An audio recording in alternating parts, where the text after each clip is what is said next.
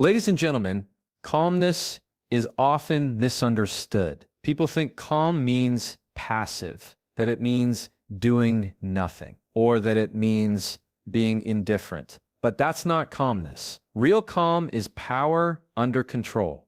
It's when you could react, you could explode, you could panic, but you don't. Instead, you choose clarity, you choose patience, you choose strength. That isn't loud, but undeniable. Think about it.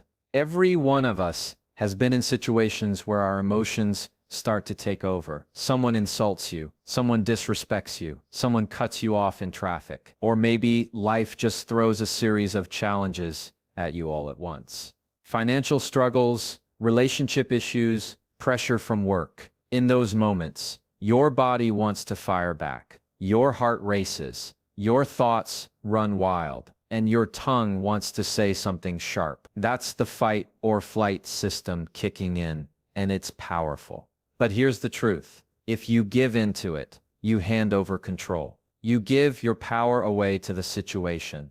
Calmness is about taking that power back. When you stay calm, you put yourself in the driver's seat. You create space between the event and your response. And in that space is wisdom, clarity, and strength. The calm person isn't the one who doesn't feel emotions. They feel everything. They just don't let emotions dictate their decisions. Now let's go deeper. Psychologically, calmness lowers your stress hormones and keeps your brain's prefrontal cortex active. That's the part of your brain that handles reasoning, problem solving, and decision making. When you're angry or panicked, that part shuts down and your primal brain, the one designed for survival, takes over. That's why people make terrible choices when they're emotional. But if you stay calm, you keep access to your higher reasoning.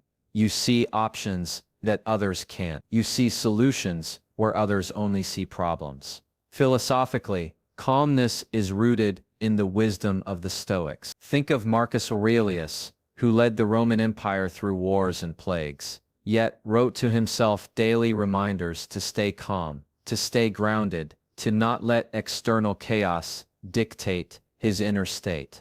Calmness to him wasn't just a personal practice, it was leadership, because people follow the one who can remain steady when everyone else is losing their balance. And this isn't just ancient philosophy. Look around you today. In business, the leaders who thrive are not the loudest or the most aggressive. They're the ones who stay calm in negotiations, calm in crisis, calm when the pressure is unbearable. In relationships, the people we trust most are not the ones who lash out or overreact, but the ones who listen, who pause, who bring peace instead of fire. In sports, the best athletes are the ones who can slow the game down in their mind even when the clock is ticking and the stadium is roaring.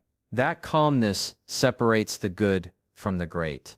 But here's the hard part. Calmness doesn't come naturally. It has to be trained. You don't become calm by chance. You become calm by practice. And that practice looks like small daily choices. When you're about to send that angry text, pause. When you're ready to argue, breathe. When you feel your emotions rising, step back and ask yourself, will this matter tomorrow? Will this matter a year from now? That pause is where calmness lives. Calmness is not silence. It's not about bottling up how you feel. It's about expressing yourself with clarity instead of chaos.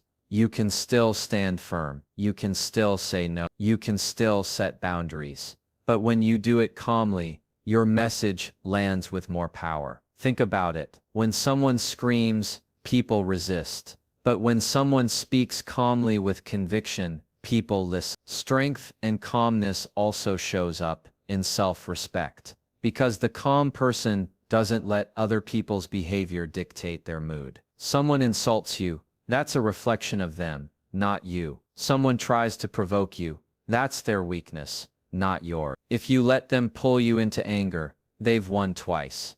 Once in provoking you, and once in watching you lose yourself. Calmness is the refusal to hand over your peace. Now some will say, but if I don't react, won't people walk over me? Won't they think I'm weak? And this is where the real wisdom lies. Weakness is overreacting. Weakness is losing control. Strength is restraint. Strength is being able to strike but choosing not to. Calmness doesn't mean you let people disrespect you. It means you don't let them set the terms of your behavior. You respond in a way that is effective, not emotional. You protect your dignity while maintaining your clarity. And let me tell you, this calmness is contagious. When you remain calm, you shift the atmosphere around you. You bring stability to your family, your workplace, your friendship. People feel safer around you because they know you won't explode, you won't panic, you won't crumble.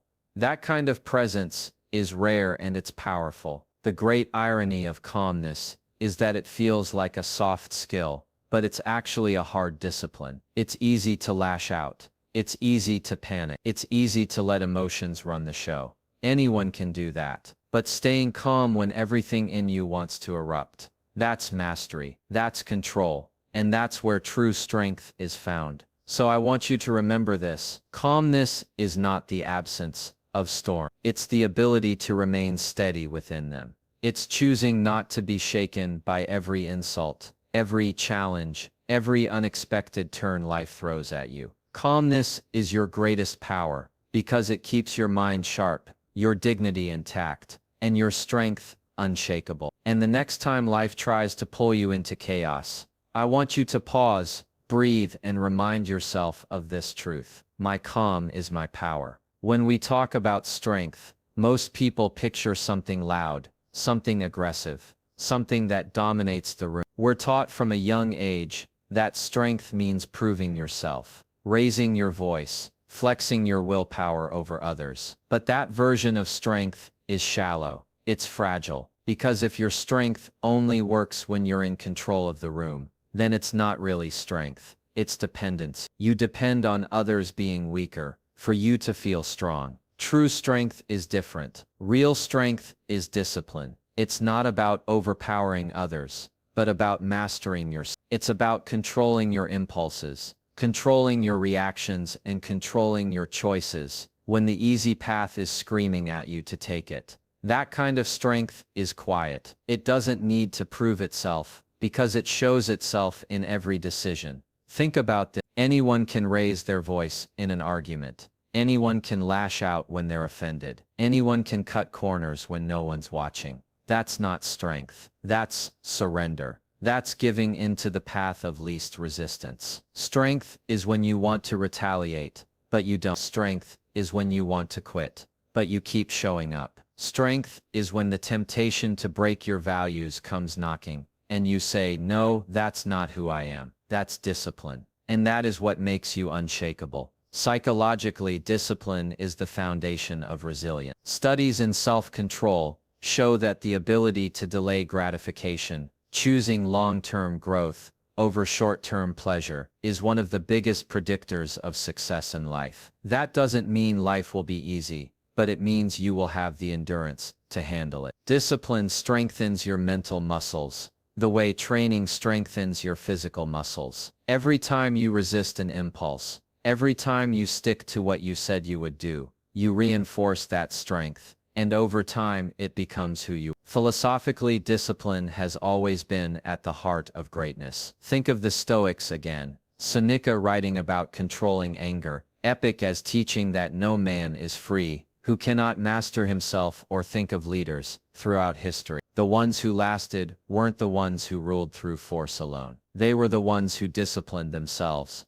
enough to remain steady, to strategize, to lead with wisdom instead of impulse. Force can win a battle, but discipline wins a war. In our everyday lives, this truth shows up everywhere. In relationships, discipline is choosing to listen when you'd rather argue. It's choosing patience when frustration would be easier. In work, discipline is showing up even when you don't feel like it. Keeping promises even when no one is checking. In health, discipline is saying no to the easy indulgence, so you can say yes to your long-term vitality. In your personal growth, discipline is practicing daily reading, learning, and sticking to habits, even when progress feels invisible. Force is external. It's about trying to bend the world to your will. Discipline is internal. It's about shaping yourself so you can meet the world with strength, no matter what it throws at you. And here's the paradox. The more disciplined you are on the inside, the less you need to use force on the outside. Because people respect consistency. They respect integrity. They respect the one who lives what they say. But discipline isn't glamorous. It doesn't get applause right away. No one claps for you when you choose to hold your tongue. No one celebrates you when you quietly stick to your principle. That's why so many people neglect it. They think strength should be recognized immediately. But discipline is a long game. It builds silently, and then one day it shows itself in the way you carry yourself, the way you speak, the way you're trusted. It's not instant recognition. It's lasting influence. And discipline doesn't mean perfection. You'll slip, you'll have moments where your emotions get the best of you, where you give in to the easier road. But discipline means you keep coming back. You don't stay down. You learn, you adjust, and you recommit. That in itself is discipline. The willingness to keep training, to keep refining, to keep holding yourself accountable. Here's the deeper truth. Discipline is love. It's love for your future self. Love for your values, love for the life you want to build. Force is self. It demands control over others. Discipline is selfless. It demands control over yourself. And when you live that way, people see it. They sense the strength in you, the steadiness, the reliability. That's why the strongest people in the world often don't look like they're trying to be strong. They just are. So how do you practice this kind of discipline? Start with the small choices. Don't think discipline is just about the big battles. It's about the daily habits.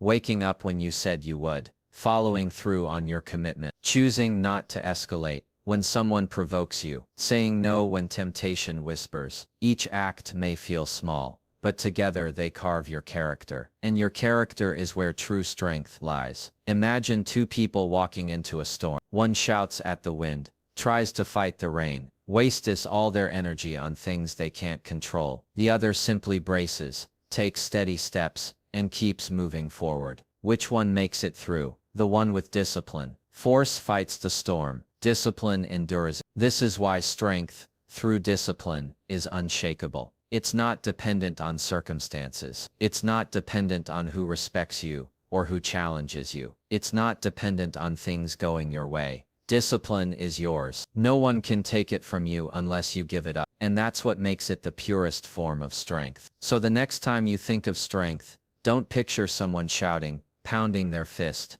or trying to control others. Picture the person who remains steady. Picture the one who says little but follows through. Picture the one who walks away from the fight they could have won, because they chose a greater victory within themselves. That is strength. That is discipline. And if there's one thing I want you to remember from this, it's this. The strongest person in the room isn't the one who controls others. It's the one who controls themselves. That's the 1,000-word expansion of Key Point 2, crafted to flow naturally with Key Point 1. Keeping the authoritative yet accessible tone, psychological and philosophical grounding, and ending with a sharp closing line.